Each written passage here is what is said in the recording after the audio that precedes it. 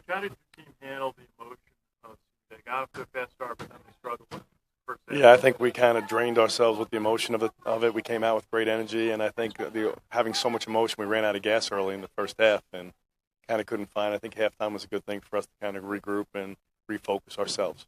It's important to have a strong game after the game Friday night. Without a doubt, you want to bounce back after a tough game like that, and I think our guys did a nice job of it.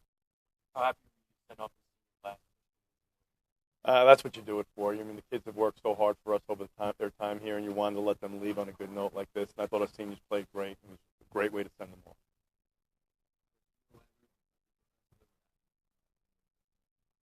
wasn't defensively. It was more offensively returning the ball over and then giving easy shots. And a couple of assignments missed, leaving guys wide open on threes where, we went over it, supposed to do it, but sometimes the focus drifts. And I think when you're physically tired, you get mentally tired. And I think that's what happened. Straight games now, you guys got a lot of turnovers in the first half. Yeah. What, something on your end you see that changed?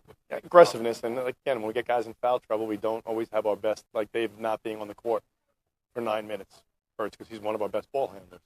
And I just think we have to be more aggressive. At times we get passive with it, and we don't stay in our lanes. When we stayed in our lanes, we had no problem with it. And when we were aggressive with it, we got some easy shots. And I think that's the hardest thing for guys to understand is when you see pressure, you want to be more aggressive towards it, don't get passive from it. And I think we were passive early, and then we were aggressive late. How was it to get A.J. English back after he had a frustrating game on Friday night? It was very important for him and for our team that he came back and responded and played the way he did. And I thought he had a good practice yesterday. And a lot of times I think when you practice well, you play well. And he did. Talk about how you guys responded, up 22 early in the first half, 47. Yeah, I was more worried if we had enough in our tank at that point after playing the game that we had, an emotional game against Manhattan Friday night, that has a lot more emotion than a lot of other games. And then playing senior day on top of that, but our guys did come back and found their energy and played fine.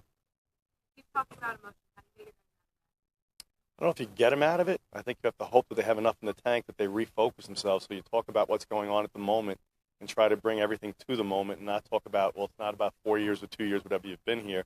Let's talk about our next play, our next defensive possession, our next offensive possession, where you need to be, and play that as hard as you can, and hopefully one will lead to the next.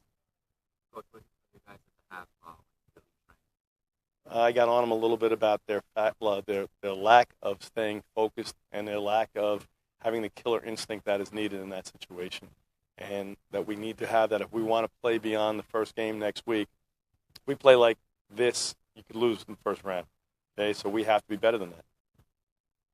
Coach Evan, Mike Poole came over here, showed a lot of leadership, made a lot of plays today.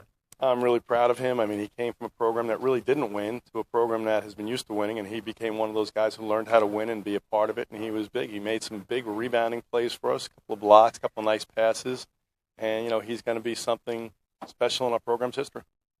What's the mindset now, number one seed? Same thing that we always do is play the next game, get better between now and next Saturday, and improve on certain areas that we have weaknesses in that maybe we didn't realize as much until the last couple of games, and put more time into it and hopefully get comfortable in those areas and tweak a few things here and there. What's the biggest thing you realized these last I just think we have to put more time into our press break.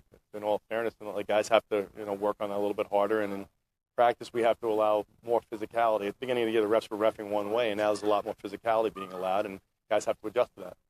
Coach, 6 guys in double figures. What makes this team so dangerous? They share the ball. I think when you share the ball as much as they do and they make the extra pass, we get open shots, and if guys are making them, then you don't know who to try to shut out. And I think that's a statement of our team tonight when 6 guys did that.